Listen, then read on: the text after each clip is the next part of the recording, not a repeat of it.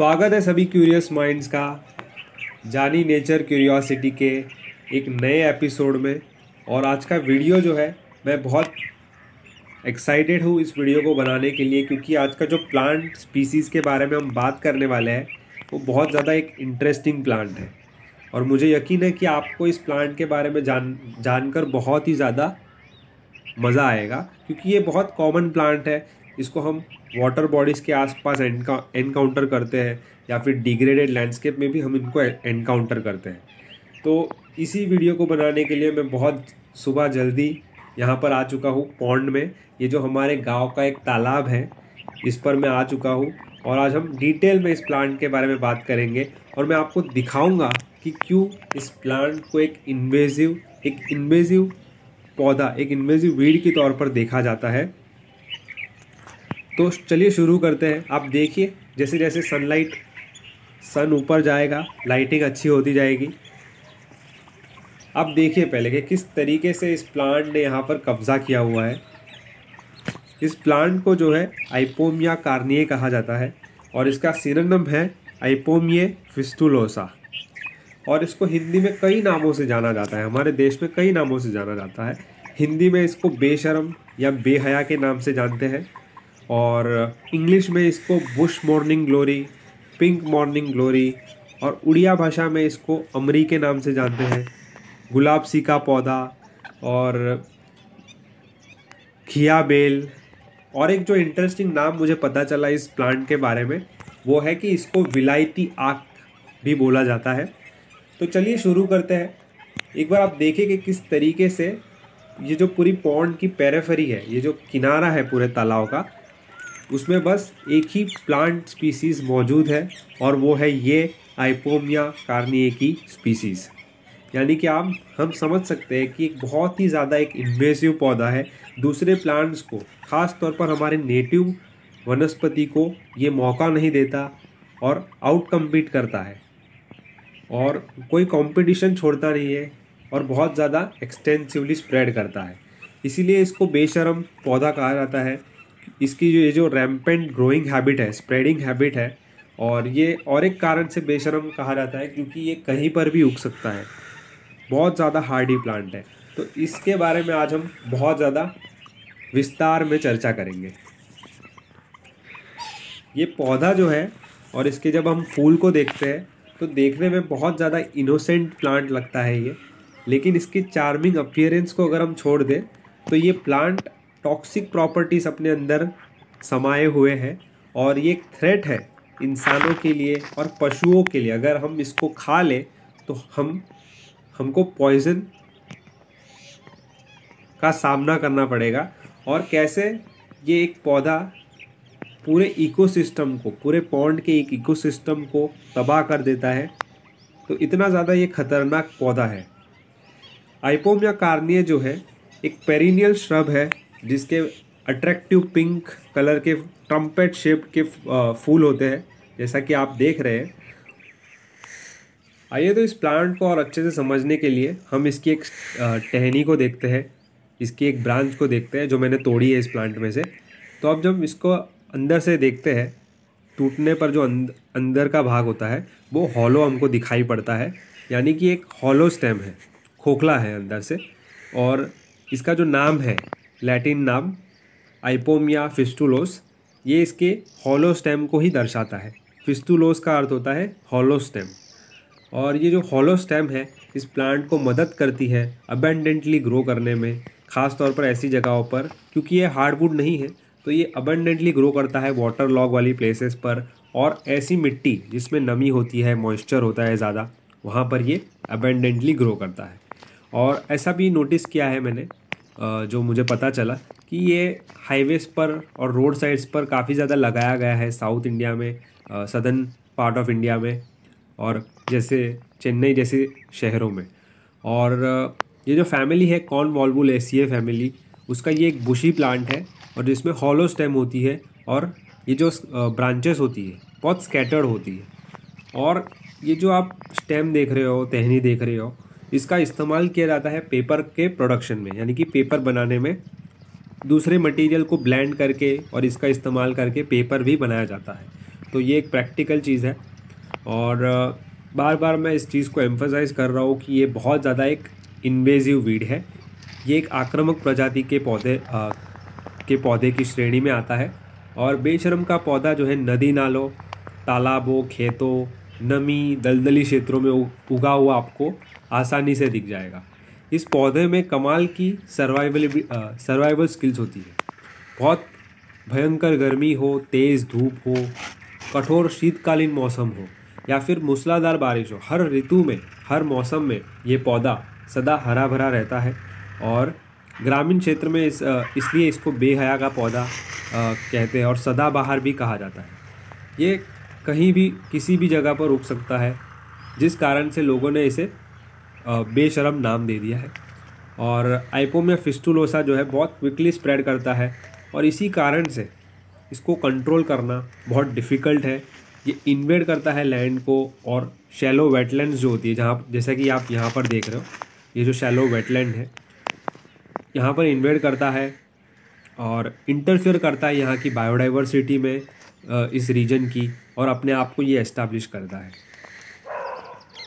इसका इस्तेमाल बाड़ बनाने में भी किया जाता है और जलाने के लिए भी इसका प्रयोग ग्रामीण क्षेत्र में किया जाता है। किसान इस पौधे को देखते ही उखाड़ फेंकते थे क्योंकि यह तेज़ी से फैल जाता है और खेत की जो उपजाऊ शक्ति है उसको ये कम करता है क्योंकि कम प्रोडक्शन होता है। ये प्लांट सारा न्यूट्रिएंट ले लेता है, स्प्रेड करता है तेज़ी से। ये देखिए इसके रूट्स को हम निकालते हैं। देखिए किस तरीके से इसने पकड़ बनाई हुई है इस नमी वाली मिट्टी में, देखिए। तो ऐसा ये स्प्रेड करता है। मेन स्टेम में से जो ब्रांचेस आउटवर्डली निकलती है वो इस तरीके से आगे जाकर रूट्स तैयार करती है और मिट्टी को पकड़ पकड़ के आगे जाते हैं। ये देखिए पानी की तरफ ही जा रहा है पौधा। बहुत लूजली ये होल्ड करता है सॉइल को क्योंकि ये मॉइस्ट सॉइल है और बहुत डीप इसके रूट्स नहीं जाते हैं। और बिना जड़ के छोटे से तने से नया पौधा तेज़ी से फैल जाता है और विशेषकर नमी वाली मिट्टी में कीचड़ या वर्षा ऋतु में ये बहुत तेज़ी से ग्रो करता है। बहुत ज़्यादा हार्डी प्लांट है। हार्श सूरज की गर्मी हो, तपता सूरज हो, ये इसको अफेक्ट नहीं करता। ये सदा ग्रीन रहता है।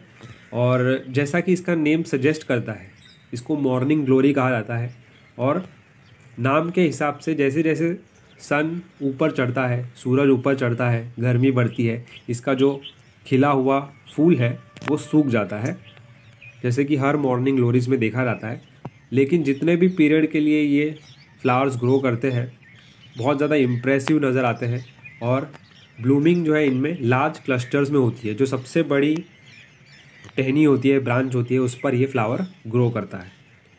दूर दूर तक इस तालाब में बस यही एक स्पीसीज़ मुझे दिखाई दे रही है प्लांट की, और जो कि बहुत ज़्यादा ये चीज़ को दर्शाता है कि किस तरीके से इसका आक्रमण यहाँ पर हुआ है और कैसे हमारी नेटिव स्पीसीज़ compete नहीं कर पा रही है। इसमें इंसानों का भी हाथ होता है कि हम जो बार बार यहाँ पर डिस्टर्बेंसेस करते हैं ऐसे तालाबों में, क्योंकि यहाँ से पानी खींचा जाता है पंप डाल करके, या फिर इनऑर्गेनिक चीज़ें, कचरा वगैरह डाला जाता है तालाब में, तो एक डिस्टर्बेंस क्रिएट होती है और हम यहाँ पर इंटरफेयर करते हैं। तो इसी कारण ऐसे इन्वेजिव वीड्स को मौका मिलता है कि वो यहाँ पर आकर अपने आप को एस्टैब्लिश कर सके। तो ये ऑरिक्स प्लांट है, प्लांट की स्पीसीज़। ये वाला प्लांट और ये वाला, दो स्पीसीज़ मुझे दिखाई दे रही है और दोनों शायद से इन्वेजिव प्लांट्स हैं। ये जो पिंक मॉर्निंग ग्लोरी है, एक स्पीसीज़ है मॉर्निंग ग्लोरी की, जो कि एक बुश के तौर पर ग्रो करता है। और इसके हम पत्तों को अगर देखें तो बड़े बड़े पत्ते हैं, हार्ट शेप, हृदय के आकार के पत्ते हैं, जो कि 23 सेंटीमीटर लंबे होते हैं और ऑल्टरनेटली स्टेम पर ग्रो करते हैं। इसकी टेक्सोनॉमी कुछ इस तरीके से है प्लांट की। और एक इंटरेस्टिंग पार्ट पर आता है इस प्लांट के बारे में, जो है इसमें मौजूद विष, यानी कि टॉक्सिक प्रॉपर्टीज़ इस प्लांट में जो होती है उसके बारे में चर्चा करते हैं। तो इसकी सीड जो है वो सबसे ज़्यादा टॉक्सिक होती है और बहुत ज़्यादा हज़ार्डस होती है हमारे पशुओं के लिए, कैटल के लिए, क्योंकि और इसकी टॉक्सिसिटी जो है वो रिलेटेड होती है इसमें मौजूद स्वेंसोनाइन नामक मटेरियल से, कंपाउंड से, जो कि प्रोड्यूस किया जाता है एंडोफाइट्स द्वारा। और बायो एक्यूमुलेशन जो होता है सेलेनियम का इनके पत्तों में और इनके सीड में, वो बहुत ज़्यादा टॉक्सिसिटी को प्रोड्यूस करता है। एक टॉक्सिक प्लांट है जिससे कई बार पॉइजनिंग होती है कैटल को। और प्लांट में एल्कलॉइड्स होते हैं जैसे स्वेंसोनाइन और कैलिस्टेजिन्स, जो कि एग्जिबिट करते हैं सेलुलर एंजाइम्स को, और सिस्टमेटिक सेल की डेथ होना शुरू हो जाती है। तो ये जो पौधा है इसमें दूसरे कार्डियक ग्लाइकोसाइड्स भी देखे जाते हैं जैसे डिजिटॉक्सिन और जी-टॉक्सिन, जो कि डिसरप्ट करते हैं हमारे हार्ट के फंक्शन को, और इससे कार्डियक अरेस्ट भी हो सकता है अगर हम इसका सेवन करें, इसको इंजेस्ट कर लें। ग्रेजिंग एनिमल्स जो होते हैं वो ज़्यादा वल्नरेबल होते हैं क्योंकि इनके पत्तों को और इनके स्टेम को, इनके सीड को खा लेते हैं और उनसे उनको पॉइजनिंग हो जाती है। एक तरफ इसमें ये टॉक्सिसिटी है, पॉइजनस है, दूसरी तरफ ये पौधा जो है पॉलिनेटर्स को अट्रैक्ट करता है कुछ मात्रा में। इसके जो शोई फ्लावर्स होते हैं वो पॉलिनेटर्स को अट्रैक्ट करते हैं, जैसे कि बीज, बटरफ्लाइज, कुछ हमिंग बर्ड्स भी आते हैं जैसे सनबर्ड है। तो आइपोमिया कार्निया का जब भी हम बात करेंगे तो इनकी हम इन्वेजिव टेंडेंसीज़ के बारे में हमको बात करनी ही होगी, क्योंकि हम नहीं अफोर्ड कर सकते कि हमारे जो सारे तालाब है, जो नेचुरल इकोसिस्टम्स है, वो एक ही प्लांट ऑक्यूपाई करे और दूसरे प्लांट्स को ग्रो करने का मौका ही ना दे। तो ये नेटिव वेजिटेशन को, पूरे एक इकोसिस्टम को ही ऑल्टर कर देता है। देख पा रहे हैं आप किस तरीके से इस तालाब में बस एक ही प्लांट पूरे पेरिफेरी में है। तो इसको मिटिगेट करने की कई स्ट्रेटजीज़ हैं। सबसे पहले हम अवेयरनेस ला सकते हैं लोगों में कि सबसे पहले तो इसका जो डेंजर है कि इससे पॉइजन हो सकता है ह्यूमंस का, लाइफ स्टॉक का, तो ये हम लोगों को अवेयर कर सकते हैं। और साथ ही में इसका जो स्प्रेड को हम कम कर सकते हैं, ख़ास तौर पर ऐसे जो नेचुरल हैबिटेट्स होते हैं और तालाब है वहाँ पर, ताकि हमारी बायोडाइवर्सिटी जो है वो अफेक्ट ना हो। तो जैसा कि मैंने शुरुआत में कहा था, विस्तार में बात होगी इस प्लांट के बारे में। तो कैसे एक कॉन्वोल्वुलेसिए फैमिली का श्रब ट्रॉपिकल अमेरिका से भारत आता है, यहाँ पर नेचुरलाइज हो जाता है, कैसे इसके कुछ यूजेस है जैसे कि पॉलिनेटर्स को अट्रैक्ट करता है, लेटेक्स और जो दूध निकलता है उससे कई सारे मेडिकल यूजेस है उसके, लेकिन मैं उस पर ज़्यादा कमेंट नहीं करना चाहूँगा। वो आपको कोई एक्सपर्ट बता सकता है क्या इसके मेडिकल यूजेस हैं। मैं तो इसके सेवन के विरुद्ध हूँ। तो इसका इंटरनल यूज़ नहीं करना चाहिए, एक्सटर्नली अप्लाई कर सकते हैं। अब आते हैं इस वीडियो के दूसरे पार्ट पर। इस वीडियो को मैंने दो पार्ट में रखा है। पहला हम आइपोमिया कार्निये, आइपोमिया फिस्टुलोसा के बारे में बात की हमने, स्पीसीज़ की। अब हम बात करेंगे जीनस आइपोमिया के बारे में। आइपोमिया जीनस बहुत ज़्यादा इंटरेस्टिंग है और बॉटनी के स्टूडेंट्स को बहुत अच्छा लगेगा ये जो इन्फॉर्मेशन मैं शेयर कर रहा हूँ, क्योंकि इसमें बहुत सारी स्पीसीज़ आती है, जैसे कि जो शकरकंद है, स्वीट पोटैटो, आइपोमिया बटाटास, वो भी इसका ही एक मेंबर है। तो बिलोंग करता है कॉन्वोल्वुलेसिए फैमिली को। तो दूसरे एग्जांपल्स मैं आपको दे दूं आइपोमिया में, जैसे कि मॉर्निंग ग्लोरी है, आइपोमिया कायरिका है, फिर आइपोमिया एक्वाटिका है। आइपोमिया कायरिका जो प्रॉपर्टीज़ के अराउंड ज़्यादा देखा जा सकता है। एक्वाटिका जो है वो रिलेटेड है स्वीट पोटैटोज से। आइपोमिया फिस्टुलोसा के बारे में हमने बात की। आइपोमिया कैप्रिये है, फिर आइपोमिया पुरपुरिये है। तो बहुत सारे, और आइपोमिया हेडरीफोलिया जो है उस पर मैं एक वीडियो बना चुका हूँ, तो आप वो भी चेक कर सकते हो। उसमें बहुत ही सुंदर लाल कलर के फूल आते हैं, एक लता होती है, वाइन होती है वो, उसमें हार्ट शेप। और तो हम डाइव करते हैं आइपोमिया, ये जो जीनस है उसमें, तो एक फ्लावरिंग प्लांट का जीनस है जो बिलोंग करता है कॉन्वोल्वुलेसिए फैमिली को। और इसमें जो है इसको कॉमनली मॉर्निंग ग्लोरीज कहा जाता है, मॉर्निंग ग्लोरी फैमिली। इसमें 500 से ज़्यादा रिकग्नाइज्ड मेंबर है, वर्ल्ड वाइड स्पीसीज़ है, और बहुत ज़्यादा उसमें वेरिएशंस देखने को मिलते हैं, क्योंकि क्लाइमेटिक कंडीशंस के हिसाब से अडेप्टेबिलिटी हुई होती है उसमें। और ये स्पीसीज़ जो है जीनस आइपोमिया, कुछ कैरेक्टरिस्टिक इसमें सेम होते हैं, जैसे वाइन्स होती है, पाल्मेट लीव्स होते हैं, फनल शेप के फ्लावर्स होते हैं, लेकिन बहुत ज़्यादा वेरिएशन भी दिखाई देता है हमको। आइपोमिया स्पीसीज़ अक्रॉस इंडिया देखी जाती है क्योंकि ये लाया गया है यहाँ पर, और अब धीरे धीरे फॉरेस्ट, ग्रासलैंड्स, कल्टीवेटेड फील्ड्स और अर्बन एरियाज़ में भी हम इनको इंडिया में देख सकते हैं। और ये प्लांट जो है बहुत बड़ी फैमिली है, कुछ कैरेक्टरिस्टिक मैंने आपको बताए। और स्वीट पोटैटो जो इंडियंस को हम रिलेट कर सकते हैं, जो स्वीट पोटैटो शकरकंद होता है जिसका साइंटिफिक नाम आइपोमिया बटाटास है, वो भी इस जीनस को बिलोंग करता है और कॉर्नवॉल्वुलेसिए फैमिली का ही मेंबर है, जिसमें मॉर्निंग ग्लोरीज आती है।